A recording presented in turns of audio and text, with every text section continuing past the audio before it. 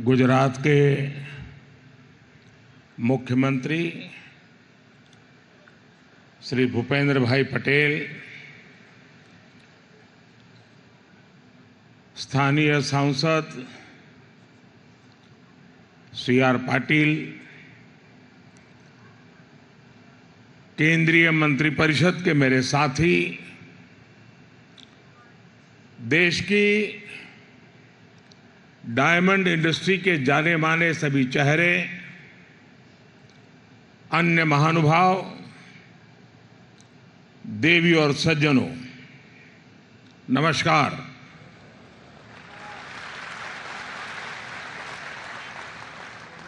हुरट एटले हुरट।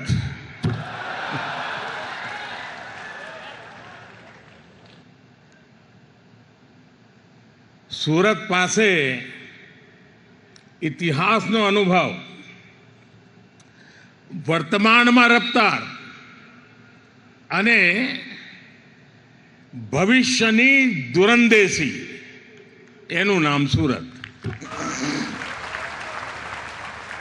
અને અમારું સુરત એવું કે કામમાં લોચો મારે નહીં અને ખાવામાં લોચો છોડે નહીં.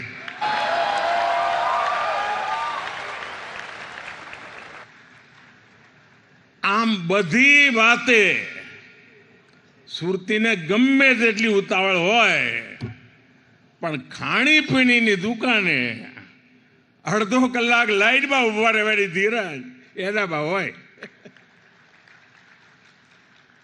વરસાદ જોધમાર પડ્યો હોય ને ઢીચણ સુધી પાણી હોય, પણ ભજીયાની લારીએ જવાડું એટલે જવાડું. શરદ પૂનમે चंडी पड़वो दुनिया आखी धामा पड़ जाए. आमारो हुरती फूटपाथ पर परिवार साथे गाड़ी खातो है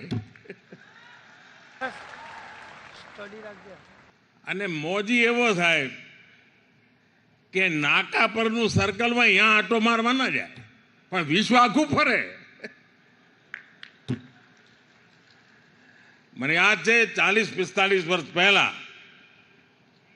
સૌરાષ્ટ્રના ભાઈઓ સુરત તરફ વળ્યા તો મારા સૌરાષ્ટ્રના જૂના મિત્રોને હું પૂછું કે હવે તમે સૌરાષ્ટ્ર છોડીને સુરત આવ્યા છો તો કેવું લાગે? એ કે અમારા સુરતમાં અને અમારા કાઠિયાવાડમાં ભારે અંતર.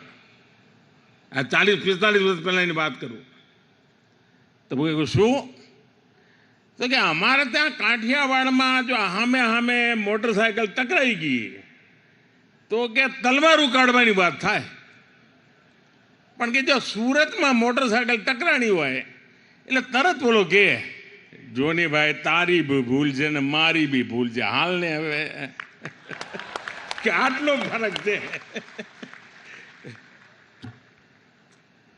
साथियों, आज सूरत शहर की भव्यता में एक और डायमंड जुड़ गया है. और डायमंड भी छोटा मोटा नहीं है, बल्कि ये तो दुनिया में सर्वश्रेष्ठ है. इस डायमंड की चमक के आगे दुनिया की बड़ी से बड़ी इमारतों की चमक फीकी पड़ रही है.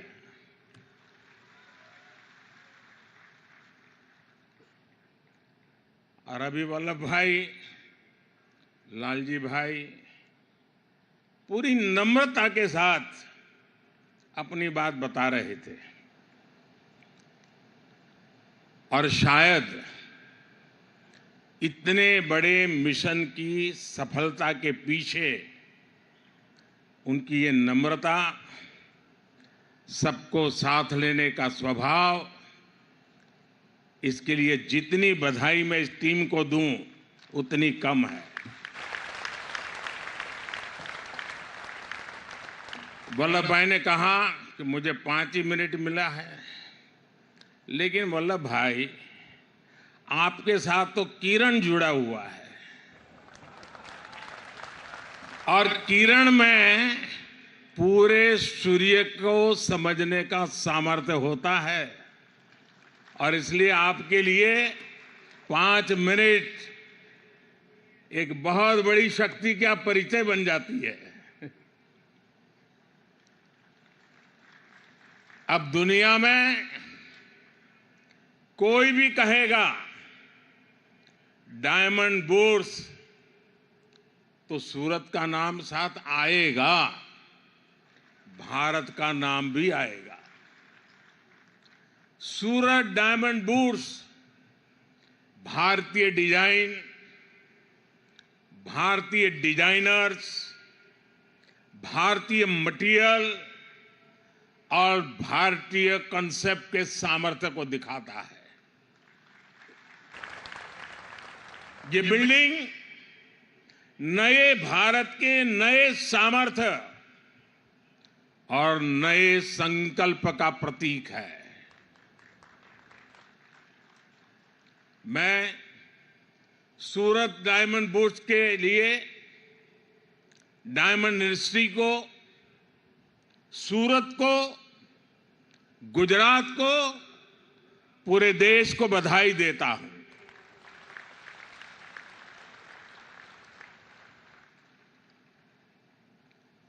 मुझे कुछ हिस्सा देखने का अवसर मिला क्योंकि मैं नहीं चाहता था कि आप लोगों को ज्यादा इंतजार करना पड़े, लेकिन मैंने कहा इनको, पुराने दोस्त हैं तो कुछ न कुछ बताता रहता हूं। मैंने कहा कि आप जो एनवायरनमेंट की दुनिया के वकील है, ग्रीन बिल्डिंग क्या होता है जरा बुला करके दिखाइए। दूसरा मैंने कहा पूरे देश से आर्किटेक्चर और स्ट्रक्चरल इंजीनियर के जो स्टूडेंट्स हैं उनको कहिए कि आप आइए और स्टडी कीजिए कि बिल्डिंग की रचना आधुनिक रूप में कैसे होती है। और मैंने ये भी कहा कि लैंडस्केपिंग कैसे हो, पंच तत्व की कल्पना क्या होती है, उसको देखने के लिए भी लैंडस्केप की दुनिया में जो काम करते हैं उनको भी बुलाइए। साथियों, आज सूरत के लोगों को, यहां के व्यापारियों, कारोबारियों को 2 और उपहार मिल रहे हैं। आज ही सूरत एयरपोर्ट के नए टर्मिनल का लोकार्पण हुआ है और दूसरा बड़ा काम यह हुआ है कि अब सूरत एयरपोर्ट को इंटरनेशनल एयरपोर्ट का दर्जा मिल गया है। सूरतियों की बरसों पुरानी मांग आज पूरी हुई है।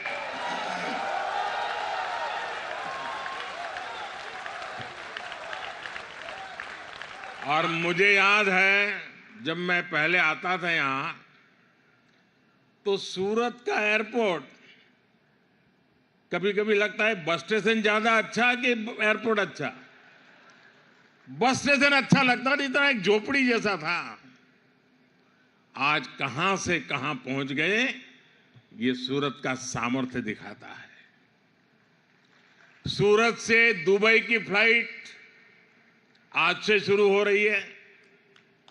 बहुत जल्द हांगकांग के लिए भी फ्लाइट शुरू होगी। गुजरात के साथ ही, और आज जब ये सूरत का एयरपोर्ट बना है तब गुजरात में अब 3 इंटरनेशनल एयरपोर्ट हो गए हैं। इससे डायमंड के अलावा यहां की textile industry, tourism industry, education और स्किल सहित हर सेक्टर को लाभ होगा।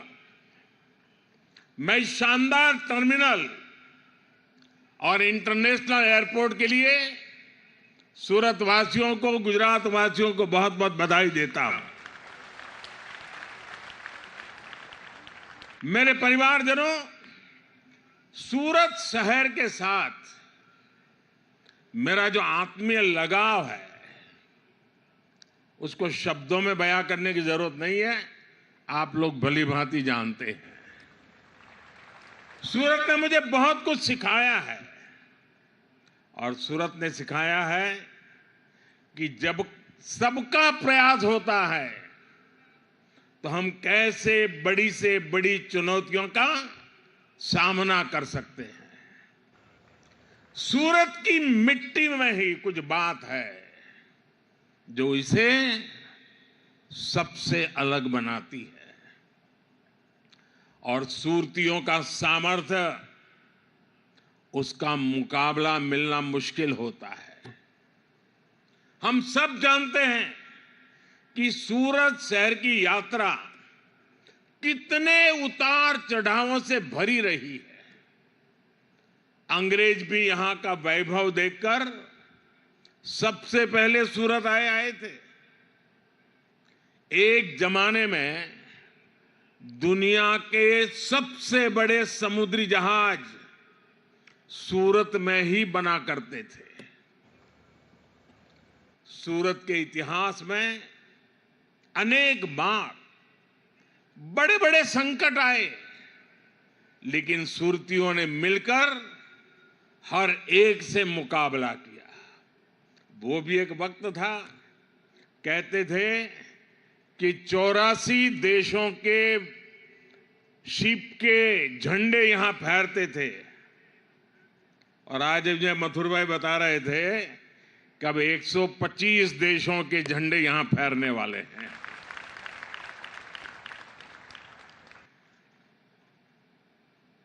कभी गंभीर बीमारियों में सूरत फंस गया, कभी तापी में बाढ़ आई। मैंने तो वो दौर निकट से देखा है जब भांति भांति की निराशा फैलाई गई, सूरत की स्पिरिट को चुनौती दी गई। लेकिन मुझे पूरा भरोसा था कि सूरत संकट से तो उभरेगा ही, नए सामर्थ्य के साथ दुनिया में अपना स्थान भी बनाएगा। और आज देखिए, आज ये शहर दुनिया के सबसे तेजी से आगे बढ़ते टॉप 10 शहरों में है। सूरत का स्ट्रीट फूड, सूरत में स्वच्छता, सूरत में स्किल डेवलपमेंट का काम, सब कुछ शानदार होता रहा है। कभी सूरत की पहचान सन सिटी की थी। यहां के लोगों ने अपने परिश्रम में पूरी ताकत से मेहनत की पराकाष्ठा करके इसको डायमंड सिटी बनाया, सिल्क सिटी बनाया। आप सभी ने और मेहनत की और सूरत ब्रिज सिटी बना। आज लाखों लाख युवाओं के लिए सूरत ड्रीम सिटी है। और अब सूरत आईटी के क्षेत्र में भी आगे बढ़ रहा है। ऐसे आधुनिक होते सूरत को डायमंड बुर्स के तौर पर इतनी बड़ी बिल्डिंग मिलना अपने आप में ऐतिहासिक है। साथियों, आजकल आप सभी मोदी की गारंटी की चर्चा खूब सुनते होंगे। हाल के दिनों में जो चुनाव नतीजे आए, उसके बाद ये चर्चा और बढ़ गई है। लेकिन सूरत के लोग तो मोदी की गारंटी को बहुत पहले से जानते हैं। यहां के परिश्रमी लोगों ने मोदी की गारंटी को सच्चाई में बदलते देखा है और इसी गारंटी का उदाहरण ये सूरत डायमंड बुर्स भी है। मुझे याद है बरसों पहले आप सभी साथी किस तरह मुझे अपनी समस्याएं बताते थे। यहां तो डायमंड के कारोबार से जुड़े कारीगरों, छोटे बड़े व्यापारियों से जुड़ी लाखों लोगों की पूरी कम्युनिटी है। लेकिन उनकी बड़ी परेशानी ये थी कि छोटी छोटी बातों के लिए उन्हें दूर दूर तक जाना पड़ता था। रॉ डायमंड को देखने और खरीदने के लिए अगर विदेश जाना है तो उसमें भी अड़चनें आती थी। सप्लाई और वैल्यू चेन से जुड़ी समस्याएं पूरे कारोबार को प्रभावित करती थी। डायमंड इंडस्ट्री से जुड़े साथी बार बार मुझसे इन समस्याओं के समाधान की मांग करते थे। इसी माहौल में 2014 में दिल्ली में वर्ल्ड डायमंड कॉन्फ्रेंस हुई थी और तभी मैंने डायमंड सेक्टर के लिए स्पेशल नोटिफाइड जोन स्थापित करने की घोषणा की थी। इसी ने सूरत डायमंड बुर्स के सपने को साकार करने का रास्ता बनाया। हमने कानून में संशोधन भी किए। अब आज सूरत डायमंड बुर्स के रूप में इंटरनेशनल ट्रेड का एक बहुत बड़ा सेंटर यहां बनकर तैयार है। रॉ डायमंड हो, पॉलिश डायमंड हो, लैब ग्रोन डायमंड हो या फिर बनी बनाई ज्वेलरी, आज हर प्रकार का व्यापार एक ही छत के नीचे संभव हो गया है। कामगार हो, कारीगर हो, व्यापारी हो, सबके लिए Surat diamond bourse one stop centre है। यहां इंटरनेशनल बैंकिंग और सुरक्षित वॉल्व्स की सुविधा है। यहां रिटेल ज्वेलरी बिजनेस के लिए ज्वेलरी मॉल है। सूरत की डायमंड इंडस्ट्री पहले से ही 8 लाख से अधिक लोगों को रोजगार दे रही है। अब सूरत डायमंड बुर्स से भी 1.5 लाख साथियों को रोजगार मिलने वाला है नए। मैं डायमंड के व्यापार कारोबार से जुड़े आप सभी साथियों की प्रशंसा करूंगा जिन्होंने इस इंडस्ट्री को नई ऊंचाई देने के लिए दिन रात एक किया है। साथियों, सूरत ने गुजरात को, देश को बहुत कुछ दिया है, लेकिन सूरत में इससे भी कहीं अधिक सामर्थ्य है। मेरे हिसाब से तो शुरुआत है, हमें और आगे बढ़ना है। आप सभी जानते हैं कि बीते 10 वर्षों में भारत 10वें नंबर की आर्थिक ताकत से ऊपर उठकर दुनिया में 5वें नंबर की आर्थिक शक्ति के रूप में उभरा है। और अब मोदी ने देश को गारंटी दी है कि अपनी तीसरी पारी में भारत दुनिया की टॉप 3 इकोनॉमी में जरूर शामिल होगा।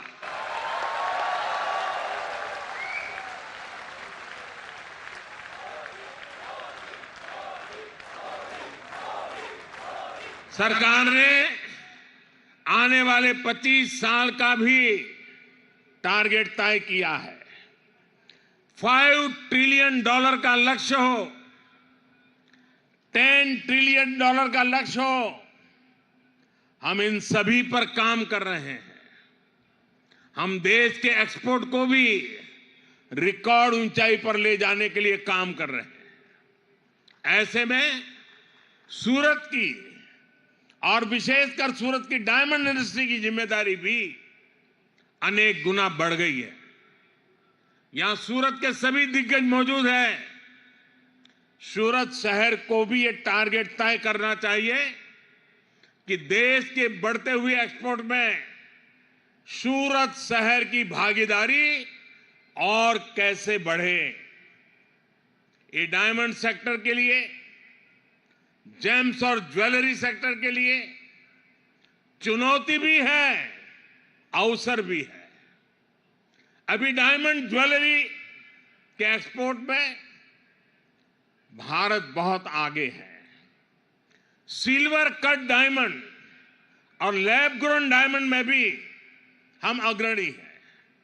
लेकिन अगर पूरे जेम ज्वेलरी सेक्टर की बात करें तो दुनिया के टोटल एक्सपोर्ट में भारत का शेयर सिर्फ 3.5% है।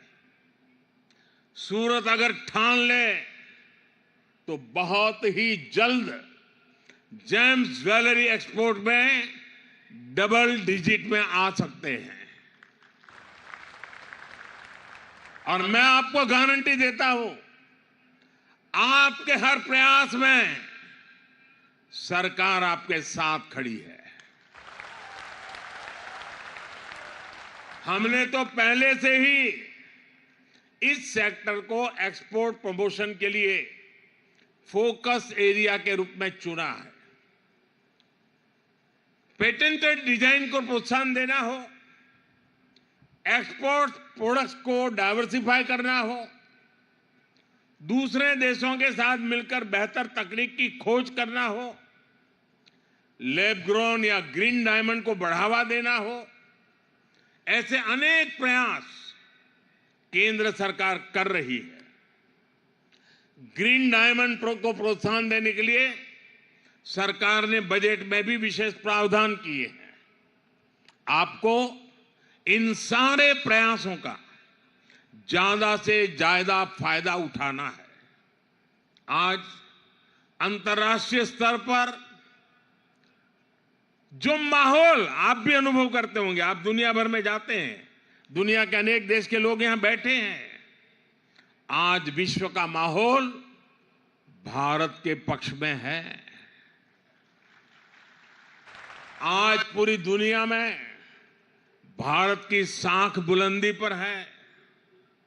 दुनिया भर में भारत की चर्चा हो रही है। मेड इन इंडिया अब एक सशक्त ब्रांड बन चुका है। इसका बहुत बड़ा लाभ आपके बिजनेस को मिलना तय है, आभूषण उद्योग को मिलना तय है। इसलिए मैं आप सभी से कहूंगा, संकल्प लीजिए और इसे सिद्ध कीजिए। साथियों, आप सभी का सामर्थ्य बढ़ाने के लिए सरकार सूरत शहर का भी सामर्थ्य और बढ़ा रही है। हमारी सरकार सूरत में आधुनिक इंफ्रास्ट्रक्चर के निर्माण पर विशेष बल दे रही है। आज सूरत के पास अपना इंटरनेशनल एयरपोर्ट है। आज सूरत के पास अपनी मेट्रो रेल सर्विस है। आज सूरत पोर्ट पर कितने ही अहम प्रोडक्ट्स की हैंडलिंग होती है। आज सूरत के पास हजीरा पोर्ट है, गहरे पानी का एलएनजी टर्मिनल और मल्टी कार्गो पोर्ट है। सूरत लगातार अंतर्राष्ट्रीय व्यापारिक केंद्रों से जुड़ रहा है और ऐसी इंटरनेशनल कनेक्टिविटी दुनिया के बहुत कम शहरों में ही है। सूरत को बुलेट ट्रेन प्रोजेक्ट से भी जोड़ा गया है। यहां वेस्टर्न डेडिकेटेड फ्रेट कॉरिडोर पर भी तेजी से काम चल रहा है। इससे उत्तर और पूर्वी भारत तक सूरत की रेल कनेक्टिविटी सशक्त होगी। दिल्ली मुंबई एक्सप्रेसवे भी सूरत के व्यापार कारोबार को नए अवसर देने वाला है। ऐसी आधुनिक कनेक्टिविटी पाने वाला सूरत एक तरह से देश का इकलौता शहर है। आप सभी इसका ज्यादा से ज्यादा लाभ उठाइए। सूरत आगे बढ़ेगा तो गुजरात आगे बढ़ेगा, और गुजरात आगे बढ़ेगा तो मेरा देश आगे बढ़ेगा। इसके साथ और अनेक संभावनाएं जुड़ी हुई है। इतने देशों का लोगों का यहां आना जाना है ना, एक प्रकार से एक ग्लोबल सिटी के रूप में कन्वर्ट हो रहा है। लघु भारत तो बन चुका है। अभी जब G20 समिट हुई तो हमने कम्युनिकेशन के लिए टेक्नोलॉजी का भरपूर उपयोग किया। ड्राइवर हिंदी जानता है, उसके साथ बैठे हुए मेहमान फ्रेंच जानते हैं, तो बात कैसे करेंगे? तो हमने मोबाइल ऐप के द्वारा व्यवस्था की कि वो फ्रेंच बोलते थे और ड्राइवर को हिंदी में सुनाई देता था, ड्राइवर हिंदी बोलता था, उसको फ्रेंच में सुनाई देता था। मैं चाहूँगा कि हमारे इस डायमंड बुर्स में विश्व भर के लोग आने वाले हैं। लैंग्वेज की दृष्टि से कम्युनिकेशन के लिए आपको जो मदद चाहिए, भारत सरकार जरूर आपको मदद करेगी। और एक मोबाइल फोन, मोबाइल ऐप के द्वारा, भाषिणी ऐप के द्वारा इस काम से हम सरल करेंगे। मैं मुख्यमंत्री जी से भी सुझाव दूंगा कि यहाँ जो नर्मद यूनिवर्सिटी है, वे भिन्न भिन्न भाषाओं में इंटरप्रेटर तैयार करने के लिए कोर्सेज शुरू करें और यहाँ के बच्चों को ही दुनिया की अनेक भाषाओं में इंटरप्रिटेशन आए, ताकि जो व्यापारी आएंगे तो इंटरप्रेटर का बहुत बड़ा काम हमारी युवा पीढ़ी को मिल सकता है। और ग्लोबल हब बनाने की जो ज़रूरतें होती है, उसमें कम्युनिकेशन एक बहुत बड़ी आवश्यकता होती है। आज टेक्नोलॉजी बहुत मदद कर रही है, लेकिन साथ साथ ये भी आवश्यक है। मैं विश्वास करता हूँ कि बहुत ही जल्द सूरत में नर्मद यूनिवर्सिटी के द्वारा या और कोई और यूनिवर्सिटी के द्वारा लैंग्वेज इंटरप्रेटर के रूप में भी हम कोर्सेज आरंभ कर सकते हैं। मैं एक बार फिर आप सबको सूरत डायमंड बुर्स की और सूरत एयरपोर्ट के नए टर्मिनल की बहुत बहुत बधाई देता हूं। अगले महीने वाइब्रेंट गुजरात समिट भी होने जा रहा है। मैं इसके लिए भी गुजरात को अग्रिम शुभकामनाएं देता हूं और गुजरात का ये प्रयास देश को भी काम आ रहा है और इसलिए मैं गुजरात को विशेष रूप से बधाई देता हूं। आप सब इतनी बड़ी तादाद में विकास के इस उत्सव को आज मनाने के लिए इकट्ठे हुए हैं। देखिए कितना बड़ा परिवर्तन आ गया। देश का हर व्यक्ति विकास के प्रति प्रतिबद्ध होता जा रहा है। ये भारत के लिए आगे बढ़ने के सबसे बड़े शुभ संकेत है। मैं फिर एक बार वल्लभ भाई और उनकी पूरी टीम को हृदय से बहुत बहुत बधाई देता हूं।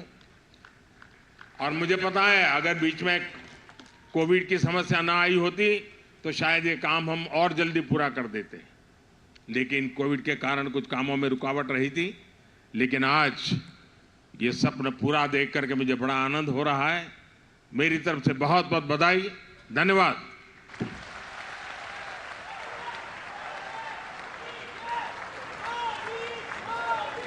आपके ऐतिहासिक एवं प्रेरक संबोधन के लिए प्रधानमंत्री जी हम आपके आभारी हैं। आपका बहुत बहुत धन्यवाद। तालियों की गूंज के साथ हम सभी उनका अभिवादन करें।